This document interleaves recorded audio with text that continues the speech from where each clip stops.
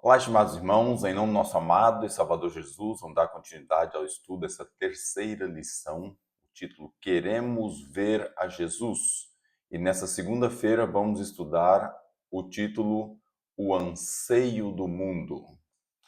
A pergunta A traz o seguinte inquérito: como os gregos expressaram seu desejo? Então, qual foi o desejo que os gregos expressaram para Filipe? Senhor, queríamos ver a Jesus. Essa foi a frase que falou ali aquelas pessoas. O que essa frase mostra para nós? Essa frase mostra assim, um grande respeito, uma grande reverência que eles tinham. Então, primeiro dirigir-se a Filipe falando Senhor, ou seja, dando uma certa, mostrando a sua. Quando se fala de um senhor, logo tem a humildade de ser servo. Então, eles entenderam a diferenciação entre ali. E eles realmente tratavam com muito respeito a Filipe, que estava aí falando, mas o maior desejo deles era, então, a expressão queríamos ver, revela um anseio genuíno, um anseio, uma vontade, uma curiosidade, mas a vontade deles é ver mesmo Jesus pessoalmente, encontrar com Jesus. Então, o motivo espiritual, o motivo devido a tudo o que eles ouviram ali de Filipe, espiritualmente queriam ver a Jesus. E depois nota outro fator. Normalmente há um fator pessoal nisso tudo. Eles não pedem apenas para ouvir falar de Jesus, eles querem mesmo vê-lo pessoalmente, onde é que ele está. Isso gera interesse em conhecê-lo de forma mais íntima, de forma mais completa. Então, essa atitude dos gregos, ela traz um significado simbólico muito grande para nós. E o apóstolo João, quando foi expressar isso para nós, diz que Jesus ele atrai mesmo. Ele traz, se a pessoa permitir que ouvi-lo, ouvir falar dele, permitir que aquilo interiorize no coração, ele vai mesmo atrair as pessoas. E nós temos que fazer esse mesmo trabalho que o Filipe estava fazendo, que é pregar o evangelho. A partir do momento em que a pessoa ouve, ele realmente vai querer fazer parte desse grupo ou entender que Jesus está buscando e atraindo essas pessoas. Inclusive João 12, 23, que é chegada a hora que o Filho do Homem há de ser glorificado. E nesse aspecto é que eles vêm dizendo, queríamos ver a Jesus, eu quero estar junto, eu quero fazer parte, eu quero entender tudo isso. Então, é importante nós termos esse desejo que tinha aquelas pessoas, aqueles gregos, que é ver a Jesus, estar com Jesus. Pergunta B. Explique o processo pelo qual Jesus soube do pedido e como seu coração reagiu a isso. O que diz lá o texto? Filipe foi dizê-lo a André, e então André e Filipe disseram ao próprio Jesus. E Jesus respondeu dizendo: é chegada a hora em que o Filho do Homem há de ser glorificado, como já tínhamos falado. Então aqui esse texto ele já mostra que o processo que foi usado para aquela informação chegar até Jesus, e Jesus, com a sua missão, ele respondeu. Então, esse processo há de chegar o momento em que a glória de Cristo vai aparecer ou que vou ser glorificado. Agora vamos ver um detalhe da maneira que o Filipe foi dizer ao André, e André então e Filipe foram falar a Jesus. O grego eles expressaram o desejo a Filipe, e talvez por ele ser um nome grego e de origem de Betsaida, né, que é uma região com influência de certa forma gentílica ou dos gentilos, então tinha ali alguma coisa dentro desse aspecto. E Filipe, em vez de ir diretamente a Jesus, compartilha com André, e isso pode indicar que ele estava incerto sobre como fazer, porque eram gentílicos e aí não ainda existia aquele preconceito ali que Jesus estava quebrando. Então, juntos eles foram levar o pedido a Jesus. Isso mostra também um cuidado e um respeito que tinham ao aproximar-se de Jesus e falar as coisas. Então, era interessante, foi interessante ver essa reação ali, como é que eles agiram nessa questão ali deles dois. Depois a reação de Jesus respondeu, né? Quando Jesus respondeu para eles que era chegado a hora chegada a hora que o Filho do Homem irá de ser glorificado. Então Jesus não menciona diretamente aqui consciente aos gregos, mas revela como o coração reagiu. Ele vê o pedido como um sinal profético, ele vê que o amor dele está alcançando outras nações, alcançando outras pessoas. Então, esse desejo gentil de ver Jesus, ele é interpretado como um certo cumprimento do tempo em que Jesus estava ali, dos passos que ele estava dando, E ele disse, então é chegada a hora. E Jesus frequentemente dizia, sua hora ainda não havia chegado. Nós vimos em várias situações em que os discípulos queriam avançar um pouquinho mais, Jesus dizia, calma, ainda não é chegado o tempo. Mas agora ele declara que chegou a hora. E vemos ainda que o coração de Jesus ele move em direção ao Calvário, em direção ao sacrifício que ele ia fazer. E a glorificação do Filho do Homem no Evangelho, então, está intimamente ligada à sua morte na cruz. A ressurreição, a exaltação. E isso mostra também um pedido que os gregos tocou profundamente Jesus. Ele sentiu, marcou o início de uma abertura do Evangelho a todas as nações, de abrir o leque para todos. E o que seria plenamente possível por meio da sua redenção, da sua morte. Então, vimos aqui que o pedido foi levado de forma dupla, de uma forma bem honrosa e também respeitosa a Jesus. E Jesus não só viu o pedido, como discerniu ali algo, um sinal diferente naquele pedido. E que iniciava ali um processo diferenciado. E o seu coração reagiu de Jesus não com medo, mas ele sabia que precisava cumprir o seu propósito. E que a salvação depois da sua morte estenderia a todo mundo. E esse desejo, então, foi atendido e nós vimos que realmente esse é um pedido diferenciado. A nota traz para nós um fator interessante, que esse pedido acaba sendo um clamor quase universal. Se nós formos ver mesmo nossos dias hoje, apesar do mundo perdido, o mundo que está envolto nas suas necessidades pessoais, entre esses há muitas pessoas que querem ver a Jesus, que estão nessa mesma aflição, que estão tentando meios de ser feliz, meio de buscar algo que falta dentro do seu interior. E então aqui a Pena Inspirada expressa que os gregos é um símbolo do anseio universal para a salvação, da necessidade que existe em muitos corações de serem salvos. Não apenas um interesse assim, talvez único, isolado aqui e lá, mas de uma forma geral dentro das pessoas que têm muitas vezes uma religião que está sentindo que falta qualquer coisa, eles querem mesmo estar com Jesus. E a reação de Jesus, pela que a Pena Inspirada traz, é a maneira com que ele viu, o semblante dele se iluminou, né, o pedido, ele viu um grande resultado desse pedido que os gregos fizeram, esse desejo que os gregos tinham de ver a Jesus. E ele reconheceu que aquele momento, então, era um claro sinal de que seu sacrifício não seria em vão, de que ia alcançar muitas almas. E por isso, então, seu semblante se iluminou, seu coração encheu de alegria, de esperança, de consolo, mesmo diante da proximidade da cruz. E os gregos acabaram sendo ali a primeira amostra de colheita dos gentios. Nós sabemos que os gentios, havia uma separação que os judeus fizeram, os judeus estavam com somos descendentes de Abraão, estamos com a nossa salvação garantida, e isolaram as outras nações. E Jesus veio quebrar esse estigma e mostrar que a salvação era para todos, e os gregos foram então a primeira amostra dessa colheita que viria desse mundo gentílico ali, desse mundo, de certa forma, que não tinha direito à salvação, na visão errada dos judeus, mas que tinha, e ele ali viu que realmente era interessante. E outro fator que nota aqui, então, que Jesus rompe a barreira e vai ao encontro deles. Então, quando o pedido chegou até Jesus, ele estava naquela parte do templo onde apenas só os judeus podiam entrar. Mas logo saiu e fez o quê? Foi ali ao encontro dos gregos no pátio externo e teve uma conversa pessoal com eles. Você fica imaginando a satisfação daquelas pessoas em pensar assim, é impossível chegar ali. E de repente veio ter com eles e ter uma conversa com eles. Então, isso mostra a disposição de Jesus e um exemplo para nós também de que ele quebra as barreiras religiosas e culturais. É para alcançar mesmo a todas as pessoas.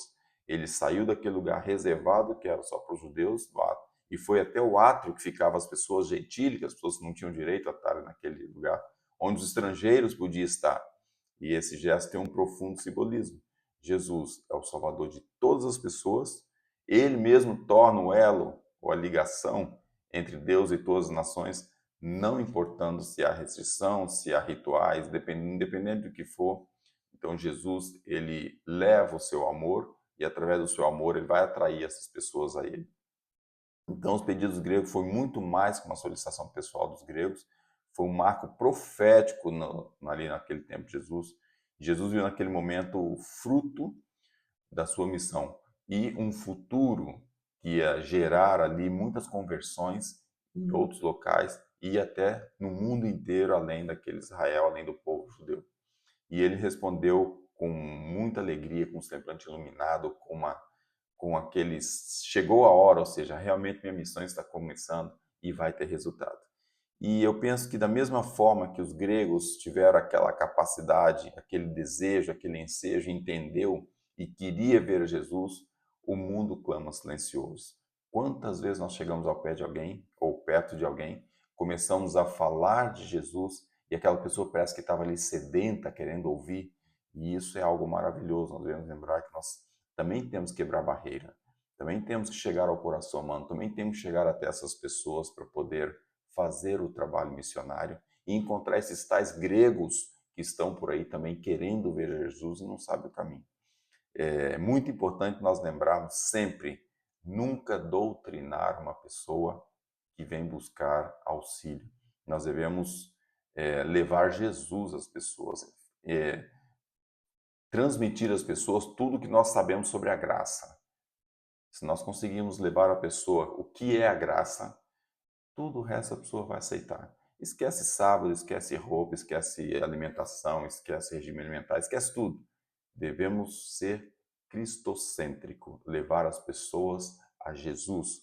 E Jesus, com seu Santo e Bom Espírito, vai levar ao coração da pessoa todo o restante. Ela vai ter interesse em conhecer as outras coisas, depois que realmente conhecer quem é o Salvador e o trabalho que ele está fazendo, está no santuário, está intercedendo, todo o processo desde o seu, da sua estadia aqui na Terra, como a ida ao céu, o que aconteceu no céu, o que ele está fazendo no céu.